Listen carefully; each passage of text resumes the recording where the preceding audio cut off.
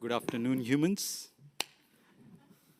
So I'm here to share something we at Deepgram learned about large language models and domain-specific language models, and hopefully it's useful for all of you. Thank you. Hopefully it's useful for all of you. Just a quick show of hands. How many of you are training language models? Okay. How many of you are fine-tuning language models? And how many of you are like not training and fine-tuning, but really using them in your day-to-day? And how many in production? Awesome, thank you. This is very, very useful. So I'll quickly share. My name is Anoop Dawar. I do product at Deepgram. And what is Deepgram? Deepgram is a foundational AI company that builds generative AI and speech models. It was founded a long time ago before all the GPT mania took over. It's one of the first ones that used deep learning to do speech to text. And that has helped it be the fastest and the most accurate speech to text model system on the planet. And we've adapted these models for customer use cases and specific use cases all over the world. And just a humble brag that it's processed more data than YouTube engine. Right? With that said, let's talk about why we're here. So we strongly believe after this journey so far that language is the universal AI interface. And there are two primary reasons for this. One is it is the natural way we communicate as humans. And historically, if you look at technology, we didn't have these tools. So we started using CLIs and shortcuts and UIs and things like that. And those have really good place even in the future. But this is the primary way we want to communicate. And the second is it captures so much more hidden information that was not possible before. Right? A simple example is, okay, okay, okay, okay. Right? These are 4 different okays. But when you transcribe, they're just okay. Right? So there is a lot of information that we can glean about the person we are talking to if we had language as a primary interface. So with that said, I've finished a bucket item list of shouting in front of a lot of people. So thank you very much. And so now when you think about this and think about language AI as a whole journey, we think of it as a loop. The loop is perception, taking something audio and converting it into text. And then once you convert it into text, you can do a lot of things. You can do summarization, you can do diarization, which is a fancy word for saying we can actually label who spoke what words. You can do topic detection, like what were the topics of the conversation. You can do emotion and so on and so forth. But then now you have this text, and what do you do with it? Well, usually you want to do something more useful than just summarize with it, right? And usually this is where you go to the large language model, and maybe you start doing more interesting sentiment analysis with it. Or maybe you want a response to what was said in the audio. So then you generate that response. Now that response is in text.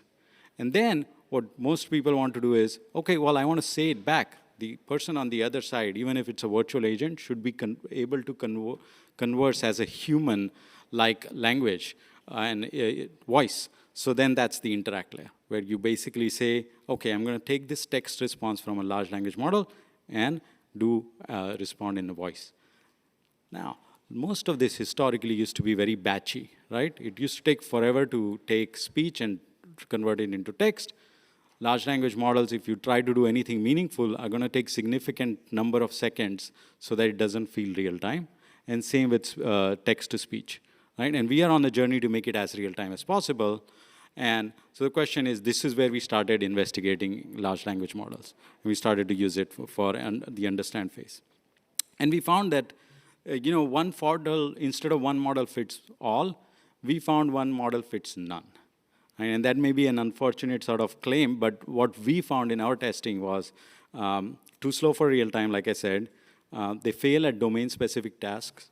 They go stale, right? Model drift is real, people, right? And especially as new data and new customers get onboarded and new products get released, models don't understand them, right? So you have to continuously update them. As a sidebar, I came from GitLab before this, which was CI/CD and DevOps. So like I really relate to this problem pretty strongly. And we found that they are costly to scale, especially when you want to have a lot of inferences being done on them. So what do you do? Well, what's the solution, right? Let's take, what do we want? What do we want, rather? We want cost-effective, fast, reliable, accurate, highly adapted to data models. This is what we want. And what we try to do is we say, okay, let's use an LLM, but instead what we realized is we require domain-specific or distilled step-by-step models. And let me share why, because let's take an example of a call center. I think we have all been on the receiving end of a call center, so I don't have to explain to this audience what a call center is. But let's say, what are people trying to do with this, with the new technology? We are trying to create voice bots. We are trying to create meeting summarization, audio intelligence, and all of these things. And we started with, hey, why not use a promptable foundational LLM for this? Why not, right? It sounds like it's finally possible. And, you know, it is broad general knowledge, so it can be applied to all sorts of call centers, right? It is so versatile that it can write poetries to write code, right? It's an incredible technology, but it is costly, and it is slow. So, and then this was a paper released last week by Google Research. How many of you have seen this paper or this image? Show of hands. So we were really delighted to see this because we had discovered this over months and months of our own processing, but we realized that, hey, look, even other researchers agree that, hey, if you want highly accurate tasks, you don't necessarily have to use large language models.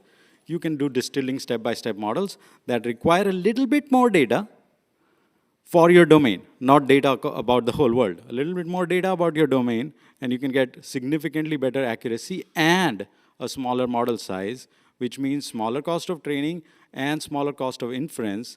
And remember, once your model takes off, your inference cost is going to be 10x plus of your model cost. So taking a step back, right, I think, how do we do this? Well, we realize that there is a high degree of specificity when you talk about these sort of domain or models. And we've seen, for example, in the call center use case, there is a lot of narrow distributed topics that people usually are focused on. There are very narrow speech patterns, right, that agents can use. And then, of course, there is a long tail of rare words, and so on and so forth. And here is, for example, an illustration of that task specificity, right? I'm not going to read all 15 tasks, don't worry, but there are 15 tasks, right?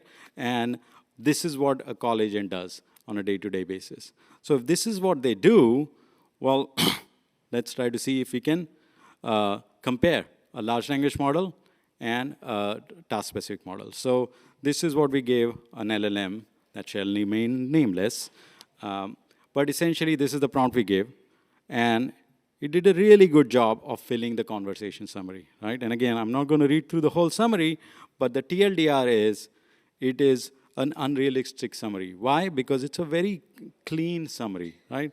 Customer describes an issue, the agent takes an action or presents a solution, the customer accepts, yay, call ends, done, right? But that's not how real calls work. So how do they work? Well, let's look at a real example, right? Same prompt, right? But there is all sorts of crosstalk happening. One person says something, the other person interrupts. So you have to deal with this crosstalk if you're doing speech to text, transcribe, and then the response. It happens more frequently than we might think. And then disfluencies happen, right? I just coughed, right? That's a disfluency right there, right? And these kinds of things happen when you're actually having a real call. And this can make it really hard to read and interpret the transcript or the transcription that's been generated. So we adopted a long language model, and as you can see, you know, the domain-adapted model performs much better on prediction accuracy, much better on loss, and on perplexity, which is another way of measuring prediction accuracy. And now you can see the domain language model conversation. Again, this is TLDR, but it's more realistic. It's actually understanding what's going on. And therefore, we came to this conclusion that you need instruction models, you need chat models, you need customer-specific domain models, and you need distilled step-by-step models. With that, I had a video which seems like cannot be loaded, but if it was, I could have shown you a demo. Thank you. Questions?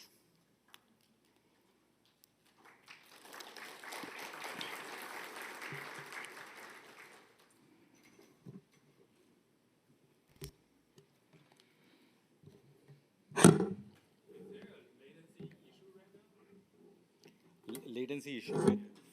Yeah, if you want to do like a summary of a large amount of text, it's going to take you a while to do it on a large language model. But like the demo that I was going to show shows an audio file being transcribed and summarized within interactive timeline. So it feels near real time.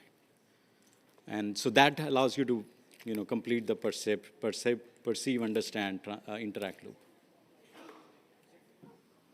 Thank you.